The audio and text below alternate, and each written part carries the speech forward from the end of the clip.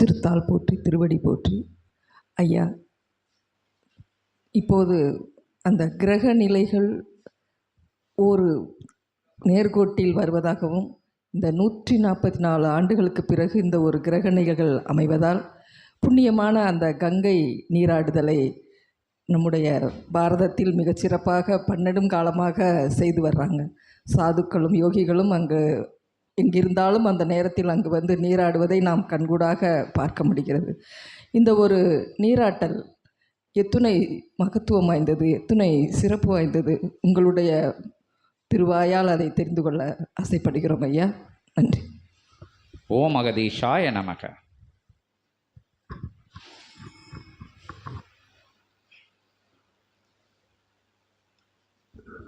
அருள் பெருமகா பிரபஞ்ச ஒளிவெல்லம் தவழ்ந்தோடும் இச்சபைதனில் ஏற்றம் கொண்டு நற்சபையாய் பொற்சபை இச்சபை என உணர்ந்து வந்தமர்ந்து சபையின் விழாதனில் கலந்து ஏற்றமுற சிவ சச்சங்க நிகழ்வுதனில் ஆசிகள் பெற்று மகிழ்ந்திருக்கும் சீடர்களின் அத்துணை நிலைகளுக்கும் அகத்தியன் நல்லாசி வழங்கி மகாமக பெருவிழா 12 ஆண்டுகளுக்கு ஒரு முறை நடைபெறும் மகாமக பெருவிழா. இது 12 பெருக்களிடப்பட்டு ஒவ்வொரு நீர்நிலைகளிலும் ஒவ்வொரு புண்ணிய நீர்நிலைகளிலும் அது மகாமகமாக கொண்டாடப்பட்டு இறுதியாக விஸ்வநாதன் அமர்ந்த அத்தலமதில் புனித கங்கா நதிநீரில் அத்தகைய மகாமக கும்பமேளா நிகழ்வு நடைபெறுகின்ற நிகழ்வு பற்றியும் அங்கு வந்து நீராடுகின்ற ஆற்றல் பெறுகின்ற நிலை பற்றியும் வினவுக என்ற அகத்தியனை வினவிய சீடரே அகத்தியன் நல்லாசி வழங்கி பிரபஞ்சத்தில் யாம் உரைத்தோம். அகத்தியன்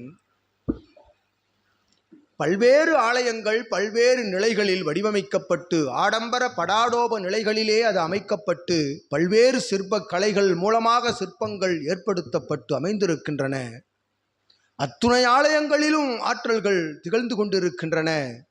ஆலய வளாகங்களிலிருந்தும் கருவறை வரையிலும் இருக்கக்கூடிய அத்துணை பகுதிகளிலும் ஆற்றல் நிறைந்திருக்கின்றன.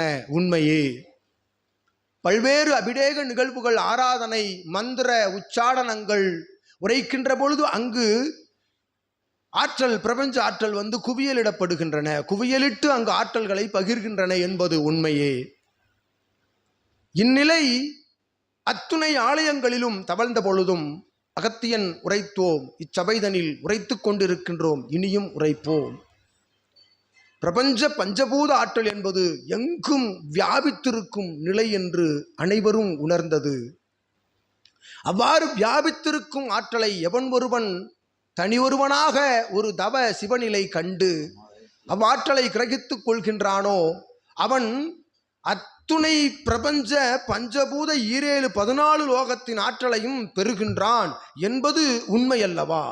தவநிலையின் மூலமாக அவ்வாறு ஒருவன் தவநிலையின் மூலமாக அத்துணை ஆற்றலையும் பெறுகின்ற பொழுது அவனுக்குள் இருக்கும் பஞ்சபூதங்களில் ஒரு பூதம் நீர் என்று அகத்தியன் உரைக்கின்றோம் அல்லவா? அவ்வாறு அத்துணை ஆற்றலையும் கிரகிக்கப்படுகின்ற பொழுது பஞ்சபூதத்தில் ஓராற்றலான 14 லோகத்திலும் இருக்கக்கூடிய அத்துணை நீராற்றலையும் அவன் தன்னகம் கிரகித்துக் கொள்கின்றான் என்று அகத்தியன் உரைக்கின்றோம். அவ்வாறு நீர் ஆற்றலை அவன் கிரகித்துக் கொள்கின்ற பொழுது இது உயர் ஞான நிலை. மகாமகம் கும்பமேளா புனித நீராடுதல் புஷ்கரணி என்பது இயல்பு நிலையாக ஆங்காங்கு மானிடர்கள் இறைநிலை நோக்கி பயணப்பட வேண்டும், இறையை நாடி செல்ல வேண்டும். இறையை நாடி செல்கின்ற பொழுதாவது அவன் மாற்று நிலைகளுக்குள் செல்லாது அதனை நோக்கி அவன் சென்று கொண்டிருக்க வேண்டும். சிந்தையினில் இறையை மட்டுமே நினைந்திருக்க வேண்டும் என்பதற்காக உருவாக்கப்பட்ட அத்துணை ஆலயங்களும் நதி நீர்நிலைகளில் உருவாக்கப்பட்ட இதுபோன்று மகாமக புஷ்கரணி திருவிழாக்களும் என்று துலாக்கட்ட திருவிழாக்களும் என்று அகத்தியன் உரைக்கின்றோம். யாம் அவ்வாறு உருவாக்கப்பட்ட நிலைகளுக்குள்ளெல்லாம் சென்று மனிதன் நீராடுகின்ற பொழுது புனிதமடைகின்றான் என்பது அவனுடைய உளநிலைக்குள்ளிருந்து அவன் பெறும் உயர் ஞான திருப்தி நிலை என்று அகத்தியன் உரைக்கின்றோம்.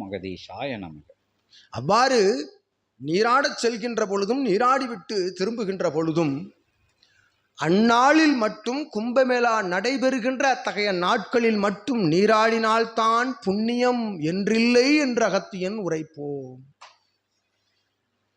ஒரு குவளை நீர் எடுத்து தான் நீராடுகின்ற பொழுது ஒரு குவளை நீர் எடுத்து அந்நீரினை பஞ்சபூதங்களின் ஓர் ஆற்றலாக 14 லோகங்களின் ஆற்றலாக சிவத்தின் ஆற்றலாக அத்துணை ஆற்றலாக நினைத்து அதனை தன்னுடைய சிரசில் அவன் தெளிக்கின்ற பொழுது இடுகின்ற பொழுது எத்துணை கும்ப மேளாக்களில் சென்று அவன் நீராடுகின்ற ஆற்றலை விட மிக அரிதான ஆற்றலை பெறலாம் என்று அகத்தியன் உரை. ஓம் அகதீஷாய நமக. அது ஒரு இயல்பு நிலையில் நடைபெறுகின்ற அத்தகைய விழா அது. அதனை அகத்தியன் குறை கூறவில்லை. இது இயல்பு நிலையில் யாம் உரைத்தவாறு மானிடனை மனிதனாக பண்படுத்துவதற்காக ஏற்படுத்தப்பட்ட ஒரு சங்கல்பம் என்று அகத்தியன் உரைக்கிறார். ஓம் அகதீஷாய நமக. எத்தலமும் எத்தலத்தில் அமைந்த நீரும் புனிதமான மேளா நிலையை பெற்றதே என்று அகத்தியன் உரைக்கின்றோம். ஒருவன் உயர் ஞான நிலைதனில் தன் உள்ளங்கை அளவு நீரை எடுத்து அவன் பருகுகின்ற பொழுது அவன் பருகுவது கங்கா நதி நீர் என்று அகத்தியன் உரைக்கின்றோம். அவ்வாறு அத்தலமதில் ஓடுகின்ற வற்றாத ஜீவநதியாக அருள்பாலிக்கும் ஜீவநதி பாதாள கங்கா நதிநீராக ஓட்டமெடுத்து உள்வோடுகின்ற பொழுது சூட்சமமாய் தவமிருக்கும் சிவமகா வாழைச்சித்தனுடைய பேராற்றலை தாங்கி நிற்கும் பிரபஞ்சமகா சபை நாடி வந்து அகத்தியன் கமண்டலத்திலிருந்து பெறுகின்ற அத்தீர்த்தம் பெரும் கும்பமேளா தீர்த்தம் என்று அகத்தியன் உரைக்கின்றோம். ஓம் அகதீஷாய நமக. ஈடு இணையில்லா ஆற்றலை கொண்ட பிரபஞ்ச மகா சபையில் இருந்து தெளிக்கப்படும் அத்துணை தீர்த்தங்களும் தவமிருந்து சித்தன் ஊற்றுகின்றானே, அத்தகைய தீர்த்தம் அது எங்கு செல்கின்றது? சூட்சமமாய் இயல்பு கொடிமரத்தின் மூலமாக பிரபஞ்சத்திற்கும் அது இயல்பு கொடிமரத்தின் அடிவாரத்தின் மூலமாக புனிதா கங்க நதிநீரில் தவமிருக்கும் சிவமகா வாழைச்சித்தனின் சிரசிலும் விழுகின்றது என்று அகத்தியன் உரைக்கின்றோம். ஓம் அகதீஷாய நமக. அவ்வாறு விழுவதும் எழுவதும் ஒரு நீர்நிலையே. அதுவே ஆற்றல் கொண்ட மகாமக நீர்நிலையை காட்டிலும் ஆற்றல் கொண்ட நீர் தீர்த்தம் என்று அகத்தியன் உரைக்கின்றோம். இருந்த பொழுதும் ஆங்காங்கு சென்று நீராடுவது அந்நீராடுதலில் ஏற்படுகின்ற முன்னும் பின்னுமாக அவரவர்கள் முண்டி அடித்து நீராடுகின்ற பொழுது ஏற்படுகின்ற இழப்பு என்பதை மட்டுமே அகத்தியன் யாம் விரும்பத்தகாத நிலை என்று அகத்தியன் உரை. ஓம் அகதீஷாய நமக. ஏன் எப்பொழுதும் கங்கா நதிநீர் தான். அந்நாளில் நீராடினால் மட்டும் சிவத்தின் ஆற்றலை பெற இயலும், மற்ற நாளில் நீராடினால் பெற இயலாதா என்ன என்று அகத்தியன் உரைக்கின்றோம். அந்நதிநீரில் எத்தளத்தில் ஓடுகின்ற நீரிலும் அந்நீரின் ஆற்றல் இருக்கின்றது என்று உணர்வு நிலையில் நீராடுகின்ற பொழுது யாம் உரைத்தவாறு ஒரு உள்ளங்கை அளவு நீரெடுத்து ஞானவான் தன் சிரசில் தெளிக்கின்ற பொழுது அது மகத்தை விட பேராற்றல் கொண்ட நிலை என்று அகத்தியன் உரைத்து எக்குறையையும் என் நிலையையும் அகத்தியன் குறை கூறவில்லை.